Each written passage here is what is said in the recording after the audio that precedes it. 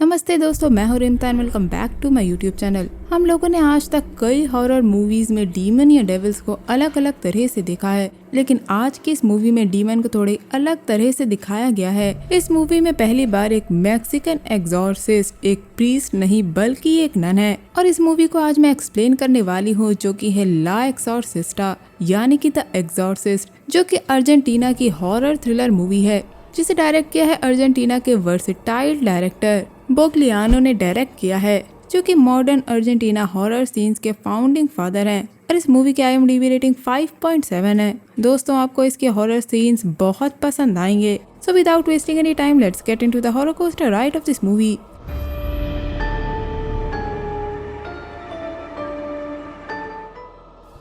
कहानी की शुरुआत में हम एक औरत को सोता हुआ देखते हैं और आधी रात उसकी आंख खुल जाती है। जब बेड पे उसके साथ उसका पति नहीं था, तो वो उसे देखने के लिए घर से बाहर जाती है, जहां उसे उसका पति पेड़ से लटका हुआ दिखता है, जिसे देखकर वो काफी ज्यादा डर जाती है। तभी कोई ईविल उस औरत के शरीर में आ जाता है और ये औरत प्रेग्नेंट थी। इसके बाद हम एक चर्च की नन को देखते हैं, जिसका नाम ओफेलिया है, जो कि बस से चर्च जा रही होती है फादर से मिलने। यहाँ हम ओफेलिया को एक किताब पढ़ता हुआ देखते हैं, जिसका नाम है आई हैमर द डेविल, और इसमें एक डीमन के बारे में लिखा था, जो कि सांप की तरह होता है, जिसमें लिखा था कि सरपेंट यानी कि जिसे आप नागिन या सांप कह सकते हैं, वो लौटने की कोशिश करेगा और बच्चे पे कब्जा करेगा। जैसा कि हमने मूवी की शुरुआत में देखा था कि एक ईविल उस प्रेग्नेंट औरत के अंदर चला गया था। उस किताब में इस सरपेंट यानी कि इस ईविल के 36 नाम बताए गए थे, लेकिन उनमें से सिर्फ 35 ही लिखे थे और 36 अब भी मिसिंग था। इसके बाद ओफेलिया चर्च पहुंचती है, जहां वो फादर विक्टर से मिलती है। इसके बाद वो कुछ सामान लेने जाती है, तो उसके पीछे एक बूढ़ी औरत आ जाती है, जो ओफेलिया से कहती है कि उसे फादर से बात करनी है। अब वो बूढ़ी औरत फादर से बात करती है और बताती है कि उसकी बेटी सैंड्रा के साथ हमेशा अजीब चीजें होती रहती हैं। अब फादर बाहर आके ओफेलिया से वही किताब मांगते हैं, जो हमने मूवी की स्टार्टिंग में ओफेलिया के हाथ में देखी थी, और ये किताब फादर ने उसे लाने के लिए कहा था। ओफेलिया वो किताब फादर विक्टर को दे देती है और फादर से उस बूढ़ी औरत के बारे में पूछती है, जिस पे फादर कहते हैं कि ओफेलिया ना जाने तो ही अच्छा होगा, इसीलिए ओफेलिया ज्यादा कुछ नहीं पूछती। इसके बाद हम देखते हैं कि ओफेलिया छोटे बच्चों को खाना खिला रही होती है, जब एक छोटी बच्ची उसे पूछती है कि वो कौन है, जिस पे ओफेलिया अपना नाम बताती है। यहाँ हम इस छोटी लड़की को एक ड्राइंग बनाता हुआ देखते हैं। वो छोटी लड़की ओफेलिया को बताती है कि वो सांप की ड्राइंग बना रही है, वो सांप जो रहता है। ये सुन के ओफेलिया को उस किताब की बातें याद आती हैं, जो उस सांप के बारे में लिखी थी। जिसके बाद हम ओफेलिया को वही कहानी आगे पढ़ते हुए देखते हैं, जहाँ वो पढ़ती है कि भगवान ने सांपों को धरती पे भेजा था और उन सांपों ने इंसानों को काट लिया, जिस वजह से भगवान ने सांप को श्राप दिया। ओफेलिया ये पढ़ी रही होती है कि तभी उसे फादर विक्टर अपने पास बुलाते हैं। अब ओफेलिया फादर से चर्च में मिलने जाती है, जहाँ वो एक आदमी से मिलती है, जिसका नाम फैबियन होता है, और पूछती है कि क्या उसने फादर विक्टर को देखा है, तो वो कहता है कि उसे नहीं पता, लेकिन ये आदमी ओफेलिया की मदद के लिए आया था। इसके बाद ये दोनों एक जगह के लिए निकल जाते हैं, जहाँ रास्ते में ओफेलिया सैंड्रा के बारे में फैबियन से पूछती है, जिस पर फैबियन बताता है कि उसे ज्यादा नहीं पता, लेकिन फादर विक्टर उसे देखने जाते थे, क्योंकि वो काफी दूर रहा करती थी। और अब ये उस जगह पहुँच चुके थे, जहाँ पहुँचकर वो फादर विक्टर से मिलते हैं, जिन्हें किसी ने मार दिया था। तभी ओफेलिया को वहाँ वही बुक पड़ी मिलती है, जो कि खुली हुई थी, और उस बुक का एक पेज खुला हुआ था, जिस पर एक सिंबल बना हुआ था। ओफेलिया जब उसे हटाती है, तो वहाँ कई सारे कीड़े उसी सिंबल की तरह घूम रहे होते हैं, और फैबियन को अंधेरे में अपने सामने सैंड्रा नजर आती है, लेकिन फैबियन को वो सैंड्रा नहीं लगती। वो सैंड्रा को आवाज देता है, लेकिन वो सुनती नहीं, और इसीलिए फैबियन उसके पीछे चला जाता है, और ओफेलिया डर के मारे पीछे ही छूट जाती है। ओफेलिया प्रेयर्स पढ़ रही थी, तभी उसे अचानक फैबियन की आवाज सुनाई देती है, और जब वो जाके देखती है, तो उसे फैबियन घायल हालत में मिलता है।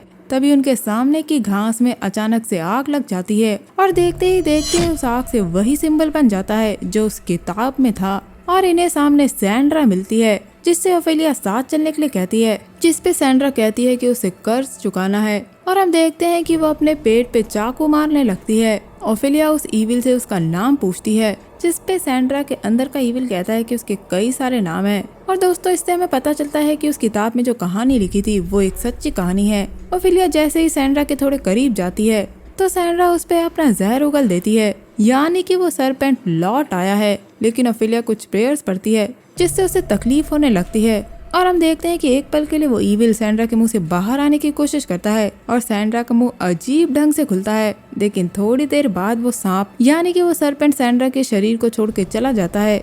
इसके बाद फैबियन और ओफिलिया मिलकर सैंड्रा को डॉक्टर के पास लेके जाते हैं, जहाँ कुछ समय के बाद सैंड्रा होश में आ जाती है। तो ओफिलिया उसे बताती है कि उसकी देखभाल के लिए वो यहाँ आई है और कहती है कि वो सब कुछ ठीक कर देगी। इसके बाद ओफिलिया चर्च के फादर के पास जाती है, जहाँ वो उनसे पूछती है कि उन्हें उस बुक की क्या जरूरत है और आखिर उस बुक में क्या है, जिस पे फादर गुस्से में कहते हैं कि वो सैंड्रा के अंदर के शैतान को भगाने में उनकी मदद कर सकती है। यहाँ ओफिलिया फादर को बताती है कि उसने सैंड्रा के अंदर के ईविल को किसी तरह बाहर निकाल दिया है और ये सुन के फादर और ज्यादा गुस्सा हो जाते हैं और चिल्लाते हुए कहते हैं कि तुम्हें पता नहीं है कि तुमने क्या कर दिया है। वो बताते हैं कि वो शैतान इतनी आसानी से जाने वाला नहीं है, वो वापस गया है ताकि वो फुल फोर्स के साथ वापस उस शरीर में आ पाए जिसे उसने पहले पजेस कर रखा था, यानी कि सैंड्रा।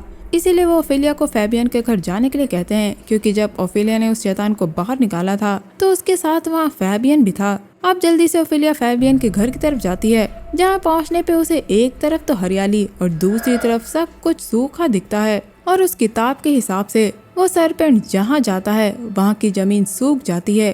अंदर जाने पे ओफिलिया को फैबियन मिलता है, जो कि प्यास से बेहाल था, जिस वजह से वो खड़ा भी नहीं हो पा रहा था। ओफिलिया किसी तरह उसे बाहर ले जाने की कोशिश करती है और तभी सारे दरवाजे खिड़कियां बंद होना शुरू हो जाते हैं, लेकिन फिर भी ओफिलिया किसी तरह फैबियन को बाहर ले आती है, जिसके बाद वो उसे पानी पिलाती है। अब ओफिलिया खुद अंदर जाने का फैसला करती है और उससे पहले वो अपने आप को एक रस्सी से बांध लेती है और फैबियन से कहती है कि जब वो कहे तो फैबियन उसे बाहर खींच ले। अंदर जाने पे ओफिलिया पानी का नल चेक करती है, जिसमें से खून और कीचड़ निकलता है, लेकिन वहाँ एक कांच की बोतल थी जिसमें पानी था। ओफिलिया उसे उठा लेती है, लेकिन देखते ही देखते वो पानी उबलने लगता है और वो शीशी टूट जाती है, जिससे ओफिलिया के हाथ में चोट लग जाती है और उसका खून जमीन पे गिर के एब्जॉर्ब होने लगता है। तभी हम देखते हैं कि उसकी रस्सी खींचना शुरू हो जाती है। वो सांप ओफिलिया को रस्सी से अपनी तरफ खींच रहा था। ये देखकर फैबियन ओफिलिया की रस्सी बाहर की तरफ खींचता है और हम देखते हैं कि ओफिलिया के ऊपर उस सांप की केचुली गिरती है, यानी कि सांप की उतारी हुई खाल, और वो सांप अपनी उतारी हुई खाल से ओफिलिया का गला घोटना शुरू कर देता है। लेकिन फैबियन उसे किसी तरह बाहर खींच लेता है और सांप की स्किन को हटाता है, जिससे ओफिलिया का नीला पड़ा हुआ मुंह वापस नॉर्मल हो जाता है। अब ये लोग यहाँ से सीधा चर्च पहुँचते हैं, जहाँ बहुत लोग इनसे सवाल करते हैं कि फादर विक्टर को क्या हुआ है और सैंड्रा के घर पे क्या हुआ, लेकिन ओफिलिया कहती है कि सब कुछ ठीक है। तभी हम वहाँ उसी बूढ़ी औरत को देखते हैं जो ओफिलिया से कहती है कि उसने सैंड्रा की बहुत मदद की, लेकिन जब वो कल प्रार्थना कर रही थी तो सैंड्रा अचानक से सांप में बदल गई और उस पर हमला कर दिया। वो कहती है कि सैंड्रा एक राक्षस है। अब ओफिलिया फादर के पास जाती है और उन्हें बताती है कि वो सरपेंट फैबियन के घर में है, लेकिन ओफिलिया देखती है कि फादर खुद से ही बोले जा रहे थे कि तुम बच्चे को खत्म करके अपना मकसद जरूर पूरा करोगे। इसी के साथ वो ओफिलिया से कहते हैं कि वो अब खतरे में है, क्योंकि वो सांप के रास्ते में आ गई है। ओफिलिया को अब पता चलता है कि वो सरपेंट सैंड्रा के बच्चे को खत्म करना चाहता है और ये डीमन हमेशा से प्रेग्नेंट औरतों का ही शिकार करता है। भले ही वो सरपेंट यानी कि वो सांप सैंड्रा के शरीर में नहीं है, लेकिन वो अभी भी उससे जुड़ा हुआ है और इस सांप को हराने के लिए ओफिलिया को उसका 36 नेम जानना होगा। वो ओफिलिया को ये भी बताते हैं कि सांप को हमेशा उसकी गर्दन काट के ही मारा जा सकता है, लेकिन इस वक्त ना तो उसकी आवाज है और ना ही उसका कोई शरीर, इसीलिए ओफिलिया को उसका नाम जानना मुश्किल होगा। लेकिन वो सांप ओफिलिया को कभी भी मार सकता है। तभी वहाँ फैबियन आके ओफिलिया को कुछ दिखाने के लिए अपने साथ ले जाता है। वो ओफिलिया को सांप की वही खाल दिखाता है जिसमें ओफिलिया कैद थी और इस पर एक सांप की कुंडली जैसा निशान बना हुआ था, जो ओफिलिया की पढ़ी हुई किताब में भी था। तभी वहाँ हम शोर सुनते हैं और फैबियन और ओफिलिया जब देखने आते हैं तो वो शॉक रह जाते हैं, क्योंकि फादर उनके सामने चर्च की छत से कूद के अपनी जान दे देते हैं। अब ओफिलिया को उस किताब से ये पता लगता है कि उस सांप को अपने शरीर में आने के लिए 200 रियास्त तक होने का समय लगता है और ये लड़ाई तब तक चलती रहेगी। अब ओफिलिया के पास फैबियन आता है और ओफिलिया उसे कहती है कि उसे फैबियन के घर में जाना है, लेकिन उससे पहले उसे कुछ सामान की जरूरत होगी। और अब ये दोनों साथ में फैबियन के घर जाते हैं। तभी ओफिलिया को सैंड्रा का कॉल आता है। सैंड्रा को पता लग गया था कि फादर विक्टर की मौत हो चुकी है और इसका जिम्मेदार वो अपने आप को समझ रही थी, जिसपे ओफिलिया उससे ऐसा ना फील करने के लिए कहती है। अब जब ये दोनों फैबियन के घर पहुंचते हैं और ओफिलिया वापस अकेले अंदर जाती है और अब इस बार जब वो नल खोलती है तो उसमें से साफ पानी निकलता है, मतलब कि अब वो सांप यहाँ से जा चुका है। अब ओफेलिया और फैबियन मैप के जरिए पता लगाने की कोशिश करते हैं कि आखिर अब वो सांप कहाँ जाएगा, क्योंकि अब उसे सैंड्रा तक पहुँच के अपना मकसद पूरा करना था और इनके पास अब सिर्फ एक दिन बचा है। अब ओफेलिया उसी सांप की खाल पे बने सिंबल को मैप के ऊपर रखती है और उसके जरिए मैप पे वही निशान बनाती है, जिससे इनको पता लग जाता है कि इस रास्ते के बीच में किसका घर आएगा और ये लोग उस जगह के लिए निकल जाते हैं, क्योंकि इन्हें उस सांप से पहले वहाँ पहुँचना था। इसके बाद हमें घर में एक बूढ़ी औरत और एक बूढ़े आदमी को देखते हैं जो सो रहे थे और तभी उसका डॉग भौंकने लगता है। वो बूढ़ी औरत अपने डॉग को खाना देती है और अचानक उसकी खिड़की पे ओफेलिया आ जाती है और सांप के रास्ते में यही घर पड़ रहा था और फैबियन और ओफेलिया इनकी मदद के लिए आए थे। और यहाँ हम देखते हैं कि इस औरत के घर के नल से एक सांप बाहर आता है, मतलब कि वो यहाँ पहुँच चुका है। तभी उस औरत का पति जाग जाता है और ओफेलिया और फैबियन को वहाँ से जाने के लिए कहता है। ये लोग उसे समझाने की कोशिश करते हैं लेकिन वो नहीं समझता। वो फैबियन और ओफेलिया को पागल समझ रहा था।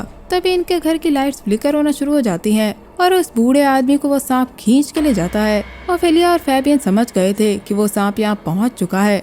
उस बूढ़े आदमी का नाम रैमिरेज था। अब फैबियन और ओफेलिया उस आदमी के पीछे जाते हैं और ये दोनों उस सांप को पानी के जरिए रोकने की कोशिश करते हैं, क्योंकि जब भी ये कमजोर पड़ेंगे तो इन्हें शक्ति के लिए पानी की जरूरत पड़ेगी। तभी इन दोनों को रामिरेज दिख जाता है, लेकिन हम देखते हैं कि अब उस सांप ने उसकी आंखें फोड़ दी थी और वो देख नहीं सकता था, इसीलिए वो इधर उधर गोलियां चला रहा था। ये देख के फैबियन और ओफेलिया वहाँ से चले जाते हैं। तभी इनके सामने रामिरेज की पत्नी आ जाती है, जिसका मुंह उस सांप ने बंद कर दिया था। और जब वो अपने पति के पास जाती है तो उसका पति उसे पहचान नहीं पाता और उसे शूट कर देता है। लेकिन जब उसे ये पता चलता है कि वो उसकी पत्नी थी तो वो बहुत दुखी हो जाता है। वहीं अब ओफेलिया और फैबियन घर से बाहर आ जाते हैं, क्योंकि अब वो सांप अपनी अगली जगह जाने के लिए निकल चुका था, इसीलिए फैबियन और ओफेलिया भी वहाँ से निकल जाते हैं। अब ओफेलिया फैबियन से पूछती है कि उनके रास्ते में अब कौन सी जगह आएगी और फैबियन उसे बताता है कि वो एक खंडहर जगह है। लेकिन ओफेलिया को सांप का आखिरी नाम किसी तरह पता करना था,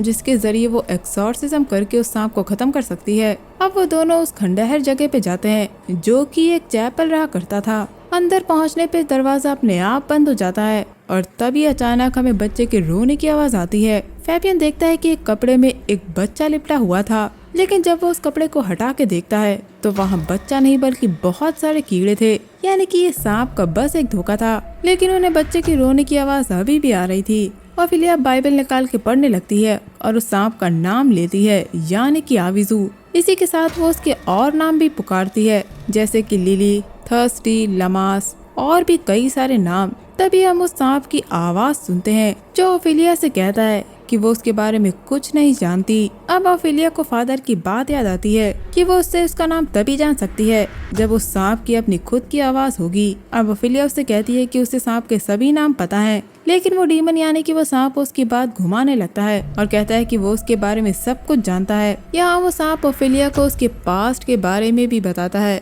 जो कि दर्दनाक रहा था। अब वो सांप फैबियन को चोट पहुंचाता है और जब ओफेलिया उसे देखने जाती है तो फैबियन के अंदर वो डीमन आ गया था, जो ओफेलिया का गला दबाने लगता है। ओफेलिया अपने आप को किसी तरह उससे छुड़वाती है और प्रेयर्स पढ़ने लगती है। तभी अचानक वो महसूस करती है कि वो सांप उसके अंदर आने के लिए आगे बढ़ रहा है और जैसे ही वो करीब आता है ओफेलिया अपने साथ लाया हुआ पानी उस पर फेंक देती है, जिसे ओफेलिया ने पवित्र किया था। और यहाँ पहली बार हम उस सांप का असली रूप देखते हैं। अब ये दोनों चैपल से बाहर निकल आते हैं और ओफेलिया फैबियन को कार से हॉस्पिटल जाने के लिए कहती है, जिसके लिए फैबियन पहले तो नहीं मानता, लेकिन ओफेलिया के समझाने पे वो हॉस्पिटल चला जाता है। ओफेलिया अकेले जंगल के रास्ते सैंड्रा के घर पहुंच जाती है, क्योंकि सांप ने उसका नाम लिया था। जहां पहुंचते पहुंचते सुबह हो गई थी और अब ओफेलिया को बस सूरज डूबने तक उस सांप को सैंड्रा तक पहुंचने से रोकना था, इसीलिए वो उसके घर में जाकर उसे सारी बात समझाती है। दोस्तों, उस डीमन ने यानी कि उस सांप ने जिस इंसान को पजेस किया है,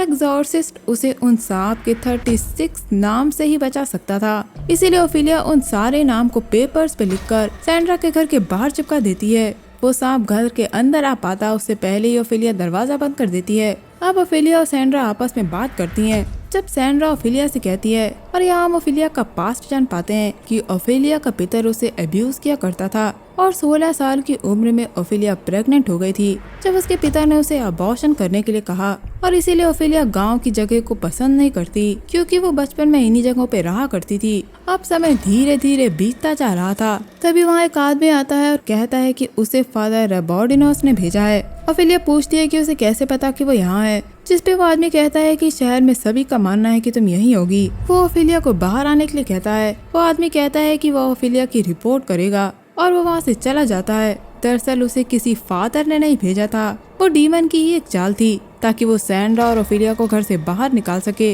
अब थोड़ा और समय बीत जाता है। थोड़ी देर बाद ये दोनों सो जाते हैं और जब ओफिलिया की आंख खुलती है तो वो अंदर की खराब हालत को देखती है जो और भी बिगड़ रही थी। तभी वहाँ एक डॉक्टर आ जाता है जो कहता है कि सैंड्रा को उसकी मदद की जरूरत है। तभी हम देखते हैं कि सैंड्रा को लेबर पेन होना शुरू हो जाता है और ओफिलिया ना चाहते हुए भी उस डॉक्टर को अंदर ले लेती है। लेकिन तभी उसके पीछे वही बूढ़ी औरत भी अंदर आने की कोशिश करती है जिसे हमने मूवी की स्टार्टिंग में देखा था। वो घर के अंदर आना चाहती थी लेकिन ओफिलिया उसे समझाने की कोशिश करती है कि ये सही समय नहीं है, लेकिन वो औरत एक नहीं सुनती और बाहर लगे सांप के नाम के पेपर्स पढ़ती है। तभी वो उनमें से एक नाम पढ़ती है जो कि था लिलिथू। वो औरत बताती है कि ये नाम उसने पहले भी सुना है। ओफिलिया उस औरत को समझाने की कोशिश करती है कि ये एक तरह का रिचुअल है उस डीमन को रोकने के लिए, लेकिन वो औरत गुस्से में ओफिलिया से कहती है कि ये किसी तरह का रिचुअल नहीं है। ये कहकर वो सांप के एक नाम का पेपर फाड़ देती है और ऐसा करते ही हम देखते हैं कि वो डीमन उस औरत को जान से मार देता है। अब ओफिलिया इस घर से बाहर निकलना चाहती थी और जैसे वो सैंड्रा को लेने जाती है तो वो देखती है कि डॉक्टर हवा में लटका हुआ था। ओफिलिया किसी तरह सैंड्रा को वहाँ से बाहर ले आती है। वो सैंड्रा को अपनी कार में बैठा के वहाँ से ले जाती है और हम देखते हैं कि सांप इनका पीछा कर रहा था। सैंड्रा काफी तकलीफ में थी, इसके बावजूद भी वो सांप के उन सभी नामों को लिखकर कार के चारों तरफ लगा देती है ताकि उस सांप को कार पे अटैक करने से रोक सके। लेकिन सैंड्रा ओफिलिया से 36 नाम यानी कि वो आखिरी नाम पूछती है जिसकी इन्हें जरूरत थी और ओफिलिया बताती है कि वो नाम है मैग्नेटस और ये नाम भी सैंड्रा कार पे लगा देती है। जिसके बाद कार के सामने इन्हें एक बुल खड़ा हुआ नजर आता है और ओफिलिया कार को दूसरी तरफ मोड़ देती है जिस वजह से सैंड्रा के सर पे चोट आ जाती है और वो बेहोश हो जाती है। अब ओफिलिया को उसके सामने उसका पिता खड़ा हुआ नजर आता है जो कि वही डीमन था जिसने ओफिलिया के पिता का रूप लिया था ताकि वो ओफिलिया को उसका पास्ट याद दिला के उसे कमजोर कर सके। अब ओफिलिया कुछ प्रेयर्स पढ़ती है और कार उसके ऊपर चला देती है, लेकिन वो डीमन हवा में उड़ जाता है और उनकी कार पे अटैक कर देता है। अब सूरज डूबने वाला था यानी कि इनका आखिरी दिन भी खत्म होने वाला था। ओफिलिया कार चलाते हुए हॉस्पिटल के सामने ले आती है और सूरज डूब जाता है यानी कि ओफिलिया ने उस सांप के मकसद को पूरा होने से रोक दिया था। इसके बाद हम हॉस्पिटल का सीन देखते हैं जहाँ सैंड्रा बिल्कुल ठीक थी और उसके हाथ में उसका बच्चा था, साथ ही फैबियन भी ठीक था। तभी हॉस्पिटल की नर्स ओफिलिया को बताती है कि यहाँ एक समय में 2 बच्चों का जन्म हुआ है। उन्हें एक औरत खेत के पास में ही मिली थी जो कि प्रेग्नेंट थी और उसे इसी हॉस्पिटल में लाया गया था और उसने और सैंड्रा ने एक साथ एक समय पे बच्चों को जन्म दिया है। ये बहुत कम ही होता है। ये सुन के ओफिलिया को डाउट होता है, इसीलिए वो उस औरत और उसके बच्चे से मिलने जाती है और पहुंचकर वो उस औरत से उसके बच्चे का नाम पूछती है और उस बच्चे का नाम था लिलिथ। जिसके बाद ओफिलिया अपने हाथ में पानी लेकर पवित्र करती है और उस बच्चे की माँ से पूछती है कि क्या वो लिलिथ को आशीर्वाद दे सकती है और उसकी माँ हाँ कह देती है और बस ये मूवी यहीं खत्म हो जाती है। दोस्तों अब मैं आपको बताती हूँ कि आखिर हुआ क्या था। सैंड्रा को कहीं ना कहीं पता था कि उस डीमन ने उसे क्यों चूज किया है। सैंड्रा और उसके पति ने कई बार ट्राई किया लेकिन उन्हें बच्चा नहीं हो रहा था, लेकिन बच्चा होने का कोई रास्ता नहीं था। इसीलिए एक दिन सैंड्रा ने मार्गरेट से पूछा, यानी रामिरेस की पत्नी, जिसने सैंड्रा को बताया कि वो लोग एक रिचुअल ट्राई कर सकते हैं और मार्गरेट ने सैंड्रा पे एक रिचुअल किया था। और दोस्तों ये रिचुअल उसी चैपल में किया गया था जहाँ पे फैबियन और ओफिलिया पहुँचे थे और उस रिचुअल के 1 महीने बाद सैंड्रा प्रेग्नेंट हो गई थी। लेकिन उसके बाद सैंड्रा का पति उससे दूर होने लगा, मानो जैसे उसे किसी ने अंदर से खत्म कर दिया हो। और दोस्तों वो औरत जो घर के अंदर आना चाहती थी उसने भी ओफिलिया को यही बताया था कि सैंड्रा ने पोजेस्ड हालत में जब उस पर अटैक किया था तो उसके अंदर के डीमन ने उस औरत को बताया था कि उसी ने सैंड्रा के साथ रिलेशन रख के उसे प्रेग्नेंट किया है, यानी वो इस बच्चे को इसीलिए लेने आया था। लेकिन क्योंकि ओफिलिया ने सैंड्रा को उस सांप यानी कि उस डीमन से बचा लिया, इसीलिए अब वो दूसरे बच्चे के जरिए यानी लिलिथ के जरिए वापस आया है। दोस्तों कहा जा सकता है कि ओफिलिया के पास डीमन को एक्सरसाइज करने की जितनी भी पावर थी उतना ही उसे खत्म करने की भी थी। दोस्तों इस डीमन को एज अ स्नेक दिखाया गया है, जिसका फिजिकल अपीयरेंस तो हमें मूवी में ज्यादा नहीं दिखता, लेकिन हॉरर एटमॉस्फेयर के जरिए उसका प्रेजेंस बनाने की कोशिश की गई है। और इस डीमन का रेफरेंस हमें कई जगह देखने को भी मिलता है, जैसे कि उस लड़की ने जो ड्राइंग बनाई थी, उस ड्राइंग में एक बच्चे के साथ एक सांप को बनाया था और उस ड्राइंग को देख के लग रहा था कि वो सांप उस बच्चे को खाने वाला है। रामिरेज के घर के नल में भी सांप निकला था। दोस्तों मैंने इस मूवी में एक और बात गौर करी कि इस डीमन से लड़ने के लिए इन्हें पानी की जरूरत होती है, क्योंकि ये डीमन जहाँ जाता है वहाँ की जमीन सुखा देता है। और कुछ ऐसा ही हमने सुपर नेचुरल में देखा था कि डीमन के आने से पहले वहाँ सूखा पड़ जाता था। दोस्तों इस मूवी में बताया गया है कि ये डीमन हमेशा प्रेग्नेंट औरतों का शिकार करता है और उनके बच्चों को लेता है। और इस मूवी में हमें 2 डीमंस के बारे में पता लगता है, एक आबिजू और एक लिलिथ। लिलिथ को सरपंच डीमन में माना जाता है, और जैसा कि आप जानते हैं कि आबिजू बच्चों का शिकार करती है, तो इन दोनों से ही रिलेट करके इस डीमन को इस मूवी में दिखाया गया है। ये पहली ऐसी मैक्सिकन हॉरर है जहाँ पे एग्जॉर्सिस्ट एक औरत को दिखाया गया है। हालांकि मुझे अभी तक ये समझ में नहीं आया कि एक एग्जॉर्सिस्ट एक आदमी ही क्यों हो सकता है, जबकि हर इंसान का अपना फेथ, अपनी पावर्स होती हैं। आप मुझे बताइए कि आप इस बारे में क्या सोचते हैं। तो दोस्तों ये था मेरा वीडियो एक्सप्लेनेशन अर्जेंटीना यानी कि स्पेनिश हॉरर मूवी ला एक्सॉर्सिस्टा को लेकर। उम्मीद करती हूँ आपको ये एक्सप्लेनेशन पसंद आया होगा। मैं मिलूंगी आपसे अगले वीडियो में, तब तक के लिए अपना बहुत ख्याल रखिए। Stay safe, keep hunting, lots of love.